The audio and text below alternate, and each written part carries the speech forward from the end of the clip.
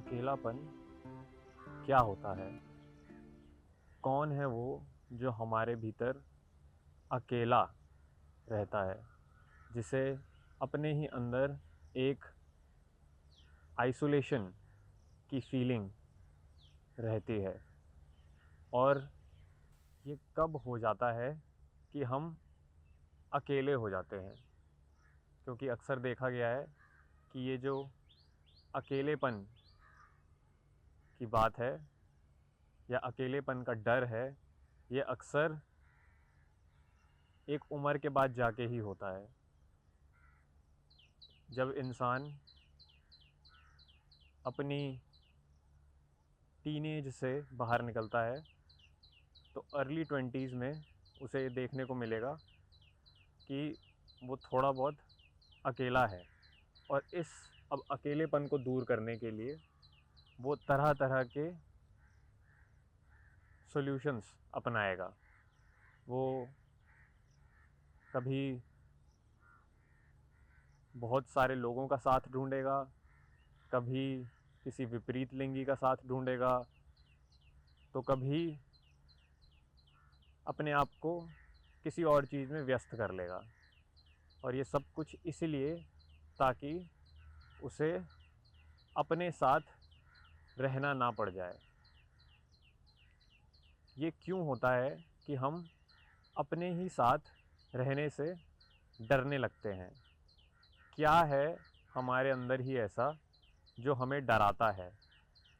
और क्या आसपास लोग इकट्ठा करने से अपने आप को दूसरों के बीच में रखने से ये अकेलापन दूर हो जाता है? भले ही कुछ समय के लिए ऐसा लगता हो कि ये दूर हो गया है, लेकिन जैसे ही हम अपने साथ आते हैं, हम पाते हैं कि हम फिर से अकेले हो गए हैं। और अब फिर उसको हटाने के लिए हम और तरह तरह की चीज़ों का इस्तेमाल करते हैं। कभी उसमें मनोरंजन हो गया, तो कभी उसमें फ़िज़ूल की बातचीत हो गई सामने वाले से, या तो फ़ोन पर या तो मैसेज पर। तो ये सब तरीके होते हैं हमारे अकेलेपन से ही दूर होने के। तो क्या है हमारे अंदर जो अकेला रहता है, और क्यों हम अपने ही साथ रहने में असहज, अनकंफर्टेबल फील करते हैं? क्या हो जाएगा ऐसा अगर हम अपने साथ अकेले रह लेंगे? और उससे भी पहले, ये अकेलापन आता कहाँ से है? ये इसका ओरिजिन क्या है? वो कौन सी बिंदु है जहाँ ये पैदा होता है? हमारा ऐसा कौन सा रवैया है जो अकेलेपन को हमारे जीवन में जगह देता है? कहीं ना कहीं हम कुछ तो ऐसा कर रहे होंगे कि ये अकेलापन हमारे भीतर आ गया। ज़िंदगी के शुरुआती सालों में ये भले ही हमें उतना ना सताता हो, लेकिन जैसे जैसे ज़िंदगी थोड़ी आगे बढ़ने लगती है,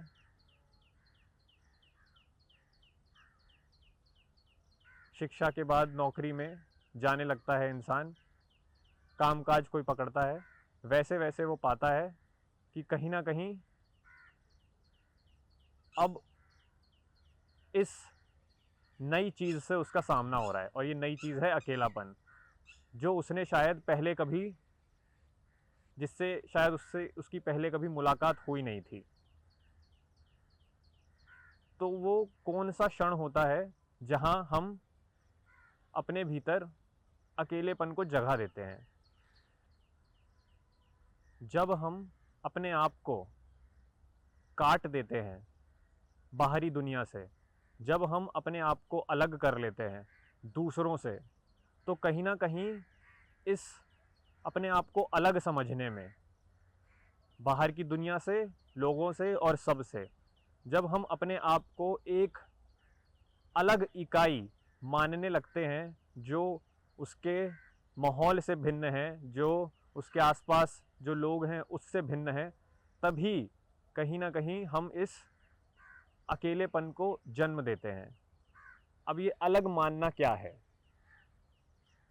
हम ऐसा समझते हैं कि ये मैं हूँ, कि मेरा शरीर है और ये मेरी खाल है, मेरे खाल के भीतर मैं हूँ और इस खाल के बाहर है बाहरी दुनिया जो मुझसे अलग है।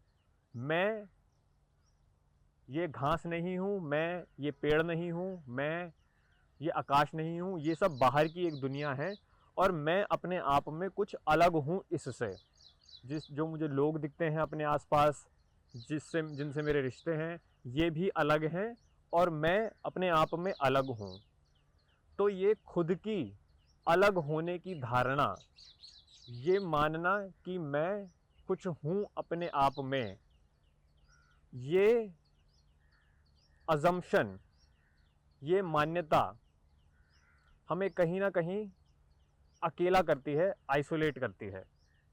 जब हम अपने आप को अलग मानने लगते हैं, कटा हुआ मानने लगते हैं अपने ही माहौल से, लोगों से, तब धीरे धीरे हम इस अपने अंदर इस अकेलेपन को जन्म देते हैं। अब अलग मानना क्या है? मैं मानता हूँ कि मैं कुछ अपने आप में एक जिंदा चीज़ हूँ और ये बाहर जो भी चीज़ें हैं, ये इनका अपना कुछ अलग सिस्टम है चलने का, दुनिया में रहने का, पैदा होने का, बड़ा होने का, और ऐसे ही लोगों का बाकी का कुछ अपना अलग व्यवहार है, उनकी अपनी अलग मान्यता है, उनके अपनी अलग पसंद नापसंद है। और ये एक मैं हूँ, मेरी अपनी एक अलग पसंद नापसंद है, मेरा अपना एक अलग व्यवहार है, मैं कुछ हूँ अपने आप में। तो ये अपने आप को मानना कि हम कुछ हैं, कि हम ये शरीर हैं, कि हम ये एक अलग इकाई हैं उस सब से जिसको हम बाहर देख पाते हैं, ये ही धारणा अकेलापन जाकर बनती है। अब इसका मतलब क्या है? कि क्या मैं ये मानने लग जाऊं कि बाहर जो भी कुछ है मैं भी वही हूं? क्या मैं ये मानने लग जाऊं कि बाहर जो लोग हैं मैं भी वही हूं? क्या ये मान लेने से कुछ होगा? या मुझे अपने जीवन को पल पल देखना होगा, मुझे समझना होगा, इस पर ध्यान देना होगा कि कैसे, किन किन जगहों पर मैं अपने आप को अलग कर लेता हूं। जो मेरा ये अपना शरीर है, इसका अपना एक सिस्टम है, ये मेरा नहीं है, ये एक नेचुरल डिटर्मिनिस्टिक इक्वेशन की पैदाइश है। इसमें मेरा अपना कुछ भी नहीं है। अगर मैं भूल जाऊं कि मुझे एक चोट लगी है और अब मैं ये सोचूं कि मुझे अपने घाव को ठीक करना है, तो इसमें मुझे कुछ नहीं करना है। शरीर अपने आप है, उसका अपना एक ढांचा है, उसका अपना एक सिस्टम है जिसके चलते वो अपने घाव भर लेता है। मेरे शरीर के घाव मुझ पर किसी भी तरीके से निर्भर नहीं है।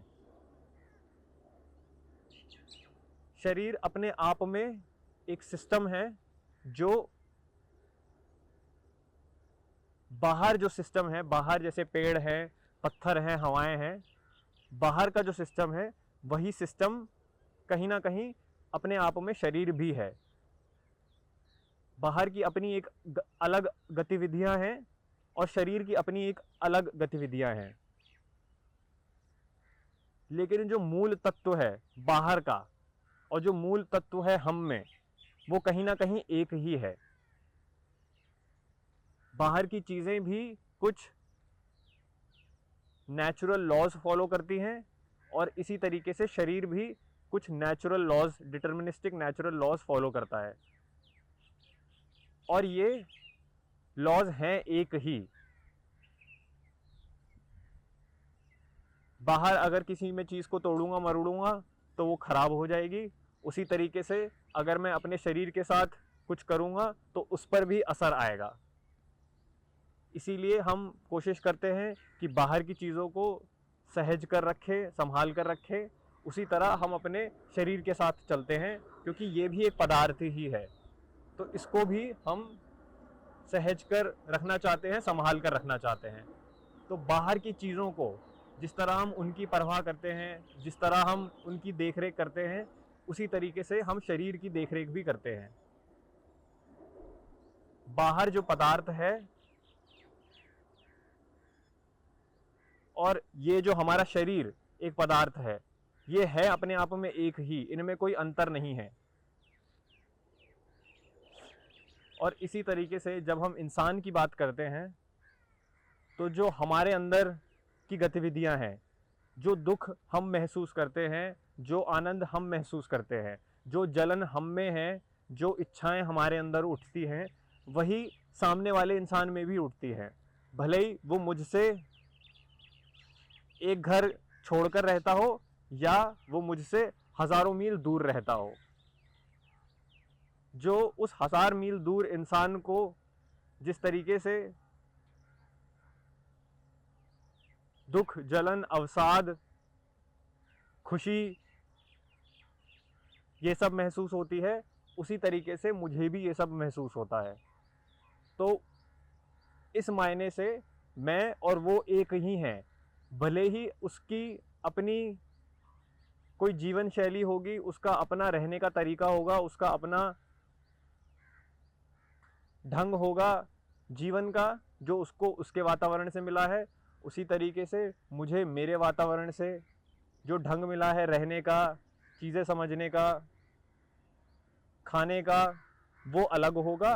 तो ये भले ही ऊपरी ऊपरी तौर पर हम दिख सकते हैं कि हम अलग हैं, लेकिन भीतरी तौर पर किसी एक गहरे बिंदु पर हम जाकर एक ही हैं। ये सतही चीजें हैं, भाषा, चेहरा, खाल का रंग वगैरह वगैरह, ये सारी चीजें मौसम, जगह के हिसाब से मेरी और सामने मेरे से मीलों दूर रहते हुए इंसान की अलग हो सकती हैं। लेकिन जो हमारी एक मूल परेशानी है, जो मेरी एक आंतरिक समस्या है, वो उसकी भी है। अगर मैं अपने भीतर अकेलापन महसूस करता हूं, तो वही अकेलापन वो भी महसूस करता है। तो इस प्रकार से वो और मैं अलग है नहीं। हम भले ही दिखेंगे अलग, हम बातचीत अलग तरीके से करेंगे, हमारा रहन सहन का ढंग अलग होगा, लेकिन जो हमारा एक आंतरिक ढांचा है, चीज़ों को समझने का, मान्यता रखने का, अपने ही बिलीव्स को कैरी फॉरवर्ड करने का, जो हमारी समय को लेकर समझ है, अतीत, वर्तमान, भविष्य, ये जो पूरा एक आंतरिक मॉडल है जिस पर एक इंसान चलता है, उसी पर भी दुनिया के सारे इंसान चलते हैं। तो मुझ में और दुनिया में कोई फर्क है नहीं। मूल रूप से हम एक ही हैं। अब अकेलापन जहां जन्म लेता है, वो बिंदु होता है जहां हम ये कहने लगते हैं और हम भीतरी तौर पर मानते हैं अपने आप को कुछ अलग, क्योंकि हमारा नाम अलग है, हमारा चेहरा अलग है, हम दिखते अलग हैं, हम वातावरण से अलग दिखते हैं। हम कहते हैं कि ये नॉन लिविंग थिंग्स हैं और हम लिविंग थिंग हैं, हम लिविंग बीइंग हैं। क्या ऐसा वाकई में है? लिविंग क्या होता है? अगर हमारा भी पूरा एक आंतरिक ढांचा बस पदार्थ के रूप से चलता है, कि जहां हम अपने आप को एक पदार्थ के रूप में देखते हैं कि मेरा खाना, मेरा घर, मेरा परिवार, मेरा नाम, मेरा चेहरा, और ये सब मैं जब देखूंगा तो मैं पहचान लूंगा। जब हम अपने आप को ऐसे अलग करते हैं, अपने वातावरण से, अपने माहौल से, दूसरों से, तो इस अलग करने में अपने आप को अकेलापन जन्म लेता है। और ये जो अलग करना हम अपने आप को कर लेते हैं, जो एक मैं भाव जो होता है, जो हर इंसान में सक्रिय होता है बचपन से ही, इस मैं भाव को देखना कि कहाँ कहाँ ये मैं जन्म लेता है। क्यों वो बोल देता है कि मेरे रिश्तेदार, मेरा घर, मेरा नाम, मेरा चेहरा, जब वो इतना मेरा मेरा करने लगता है तो उसके अंदर ये एक खाली रूप, एक चित्र जो बनता है, उस पूरे चित्र को वो मैं बोलने लगता है। उसकी स्मृतियों के चलते, उसके अनुभवों के चलते उसके मन में अपनी एक छवि बनती है और उस छवि को वो मैं बोलता है। और जहां ये मैं बन गया तो ये मैं अकेला ही होगा। ऐसा हो नहीं सकता कि जहां मैं हो वहां अकेलापन ना हो। जहां अकेलापन होता है वहां मैं भाव उतना ही सक्रिय रहता है।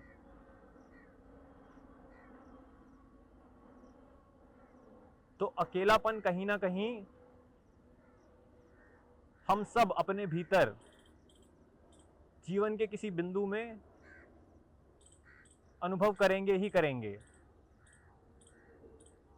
तभी ये ज़रूरी हो जाता है कि हम ये समझें, इस मैं की प्रक्रिया को ध्यान से देखें कि ये कहाँ कहाँ खड़ा होता है और कैसे जितना मैं जो भाव होता है हमारे सबके अंदर, जितना हम इसको वैधता देते हैं, जितना हम इसको सच मानते हैं, जितना हम मानते हैं कि ये है, उतना हम पाएंगे कि हम अपने अंदर पनपते हुए इस अकेलेपन से डरते हैं। हमें डर लगता है उस अकेलेपन से आंखें चार करना, क्योंकि वो हमारे अंदर एक घबराहट पैदा करता है जिसको हम देखना नहीं चाहते। इस मैं की छवि से हम इतने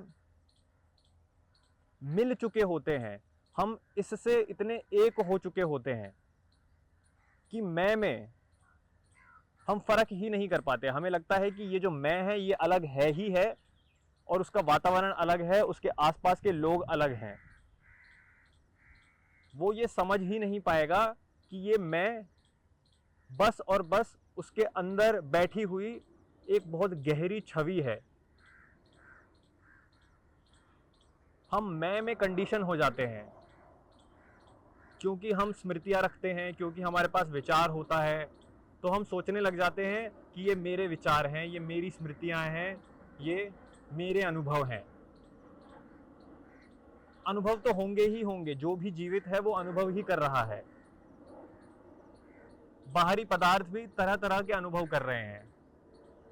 ये फूल पत्तियां हवा का अनुभव कर रही हैं, जमीन पानी का अनुभव करती है, और हम अपने वातावरण का अनुभव करते हैं कि हम इस वातावरण में हैं।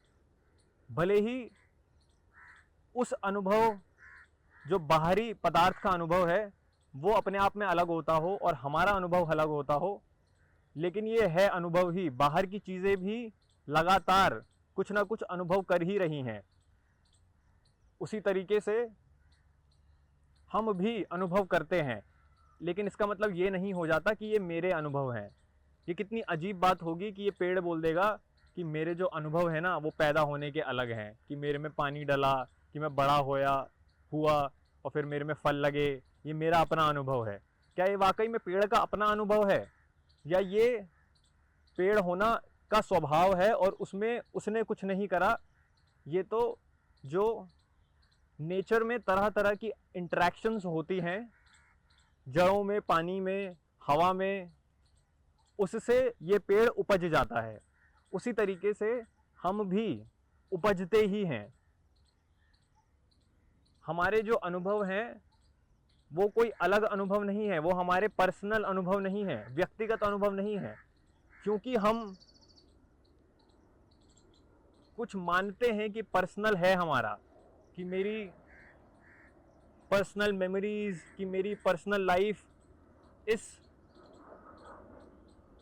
पर्सोना को ही जब हम वैधता दे देते हैं, हम बोलते हैं कि ऐसा कुछ है पर्सनल जैसा, वहीं हम पाते हैं कि हम अकेले हैं। ये सारा पर्सनलाइजेशन ही कहीं ना कहीं हमारा दुख बनता है।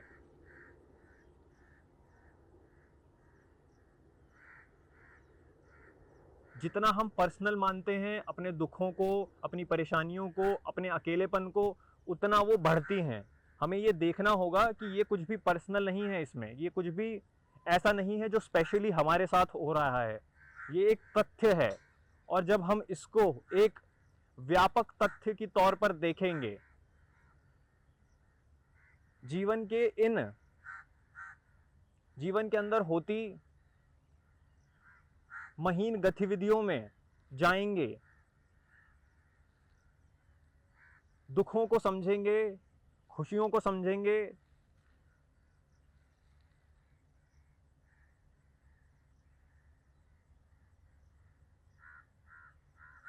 अपने आसपास के माहौल को जानेंगे,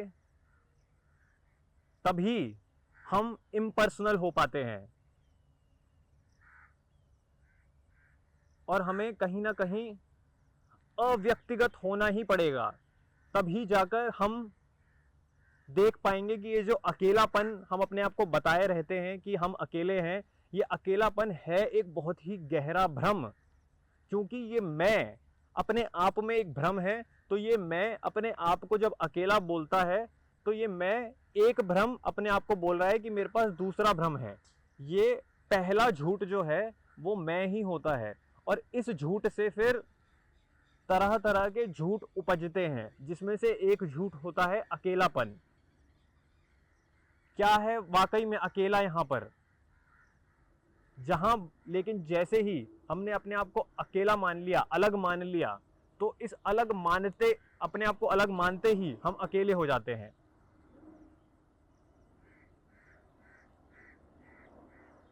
हम जब बाहरी रूप से बाहरी दुनिया को देख रहे हैं, अपने आसपास के माहौल को देख रहे हैं, लोगों को देख रहे हैं, तो हम देख वाकई में अपने आप को ही रहे हैं। ये हमारी ही प्रोजेक्शन है, हमारा ही प्रक्षेपण है जो हम देख रहे हैं। ये एक आंख है जो बाहर चीजों को देख सकती है, वो वाकई में देख खुद को ही रही है।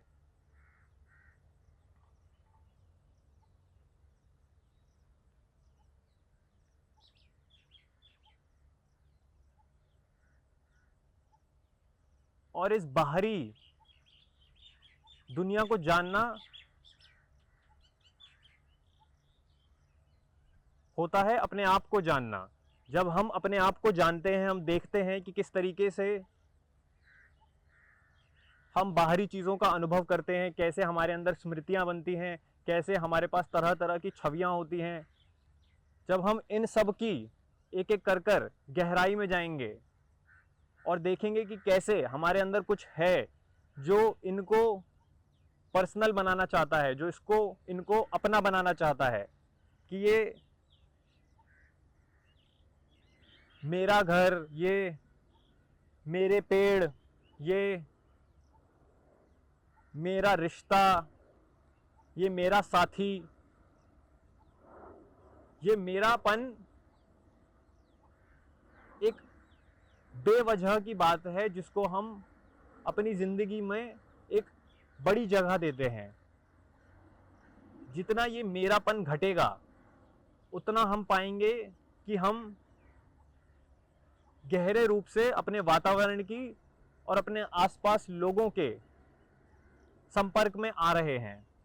जितना हम अपने आप को अलग कर कर रखेंगे, उतना हम इनसे दूर रहेंगे, उतना हम चीज़ों को समझ नहीं पाएंगे। हम अपने आसपास एक कृत्रिम, एक आर्टिफिशियल दुनिया खड़ी करेंगे, जिसको हम बोलेंगे कि ये मेरी दुनिया है।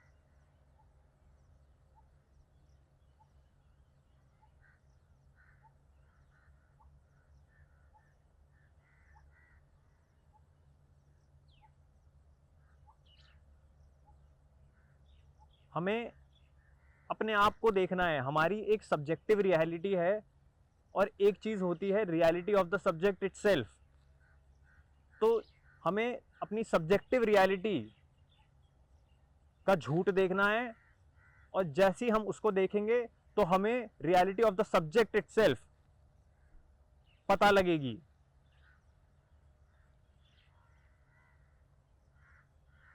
हम अपनी सब्जेक्टिव रियलिटीज में ज़्यादा रहते हैं, और जितना हम इस सब्जेक्ट की रियलिटी को पहचानेंगे उतना हम वाकई में जो असली है उसके पास जाएंगे, उतना हम जीवन की असलियत के साथ संपर्क में आएंगे।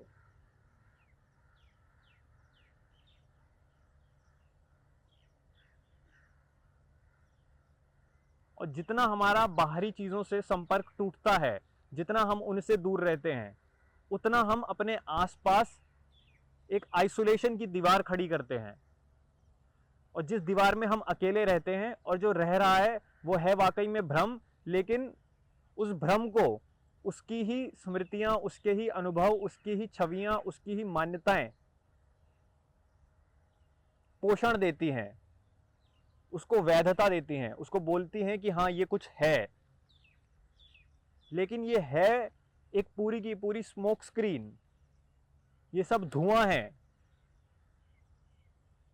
जिसमें जो तब तक कायम है जब तक हमारा इसमें विश्वास है। जैसे ही हम इसको परखेंगे, हम इसकी असलियत में जाएंगे, अपनी ही छवियों की, अपनी ही मान्यताओं की, और फिर आखिर में मैं की, कि ये मैं की पैदाइश क्या है, कैसे होती है,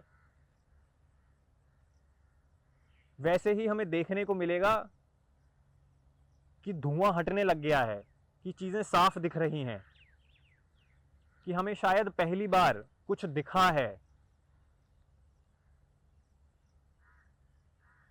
नहीं तो इससे पहले तो हम बस अपनी ही एक दोहराव में जीवन बिताते रहे हैं।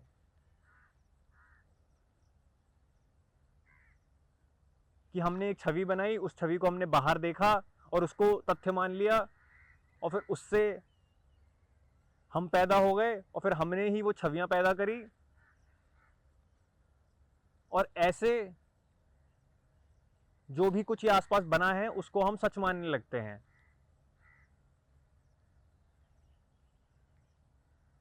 ये बाहरी जो दुनिया है वो हमारे ही अंदर बनती है, और फिर इस बाहरी दुनिया को हम अपने ऊपर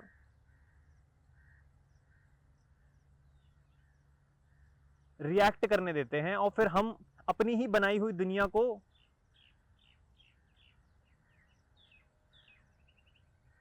जवाब देता हुआ पाते हैं, कि उसी में ही डरते हैं, उसी में ही घबराते हैं, उसी में ही झूठ बोलते हैं, उसी में ही अकेलापन महसूस करते हैं। ये सब कुछ हमारा ही बनाया हुआ है। इसमें कहीं भी कुछ तथ्य नहीं है। ये हमारी ही एक रची हुई दुनिया है, जिसमें हमारी खुशियां हैं, जिसमें हमारे दुख हैं। जिनको हम खुशियां बोलते हैं वो भी हमने ही रची हैं, जिनको हम दुख बोलते हैं वो भी हमने ही रचा है।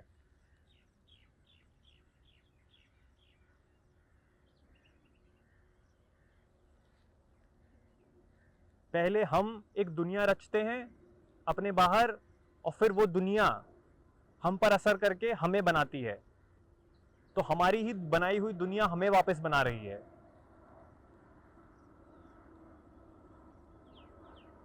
इसमें तथ्य जैसा तो कुछ है ही नहीं। इसमें रियलिटी कहाँ है? और जब हम ये दुनिया बनाते हैं, क्योंकि ये एक भ्रम की नींव पर टिकी है, तभी हम फिर अकेलापन महसूस करते हैं। अपने आप को इस अपनी ही बनाई हुई दुनिया में रखना अकेलेपन को जन्म देता है।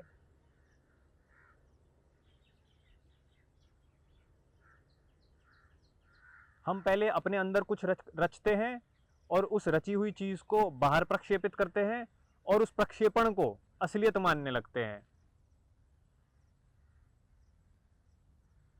ये पहले कदम से ही झूठ जीने लगते हैं हम, जिसमें कहीं कोई सच और असलियत के लिए जगह है ही नहीं।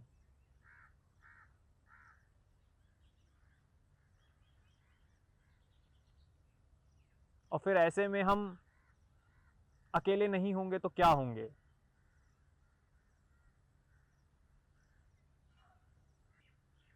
और ये अकेलापन तो फिर जीवन का तथ्य है ही।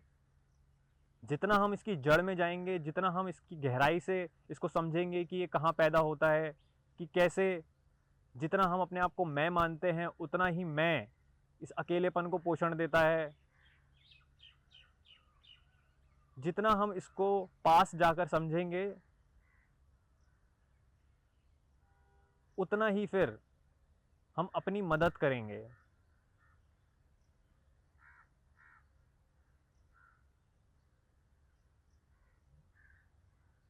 नहीं तो पूरा जीवन बस बनेगा अपने ही अकेलेपन से भागने की एक कहानी। हम अपनी ही प्रक्षेपित छवियों से भाग रहे होंगे।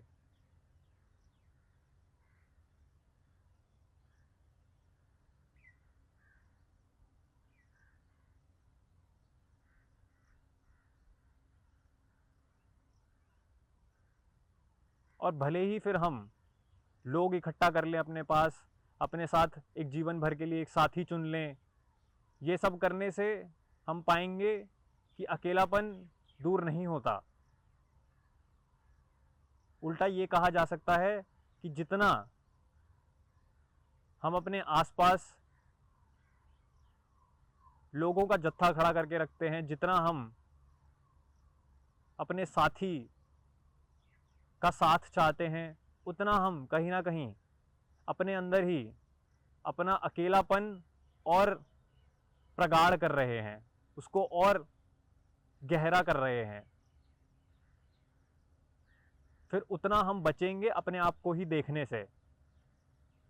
रिश्ते हमें रखने हैं, लेकिन फिर वो अपने आप से भागकर नहीं रखे जा सकते। हमारे रिश्ते वाकई में होते हैं खुद से ही पलायन की एक जगह। हम जब खुद से भागते हैं, उतना ही फिर हम अपने रिश्तों में सहारा ढूंढते हैं, भीतरी सहारा, साइकोलॉजिकल सपोर्ट। और ये जो साइकोलॉजिकल सपोर्ट हम ढूंढ रहे हैं, ये हमें रिश्तों में नहीं मिलेगा, ये हमें कोई साथी नहीं देगा। ये हमारी ही समझ खुद के बारे में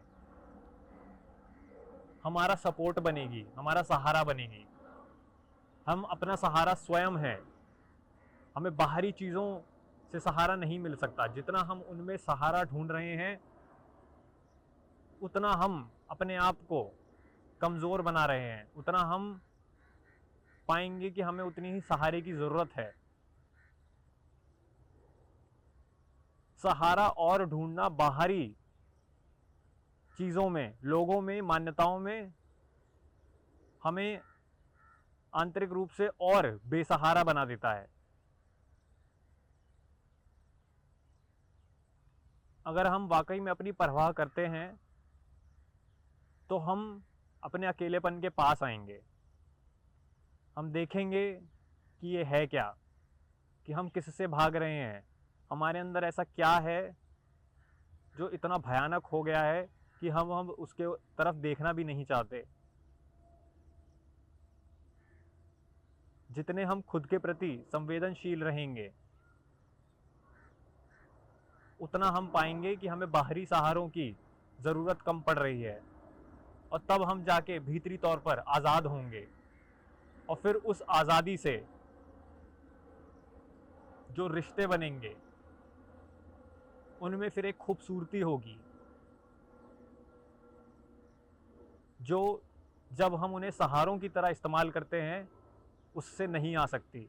हम भले ही कहते रहें या मानते रहें अपने आप को या जतलाते रहें कि हमारे रिश्ते बड़े अच्छे हैं, अपनी एक तस्वीर लगा के रखें अपने ही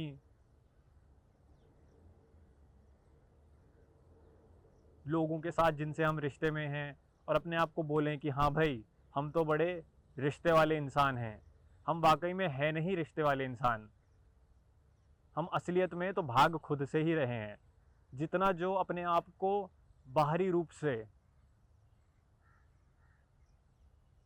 रिश्तों में बंधा हुआ पाता है,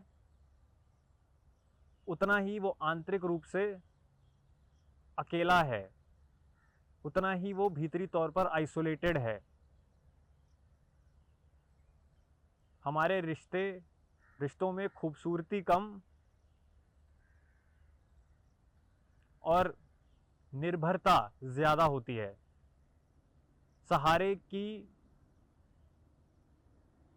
खोज हम अपने रिश्तों में ही करते हैं। तो अपने आसपास लोग रखकर भी हम पाएंगे कि हैं हम भीतरी तौर पर एकदम अकेले ही।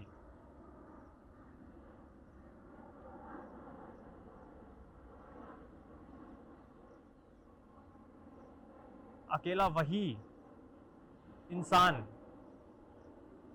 भीतरी तौर पर अपने आप को अकेला महसूस नहीं करता, जो अपने पास जाकर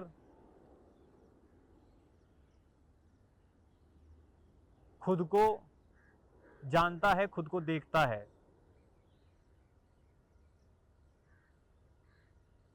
जो इंसान अपने आंतरिक ढांचे को समझ रहा है,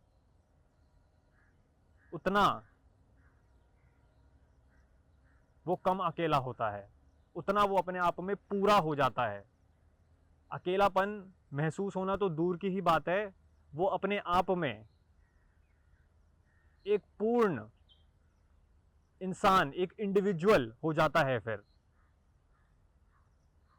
और ऐसे ही हम बनते हैं एक कंप्लीट ह्यूमन, एक पूर्ण मनुष्य।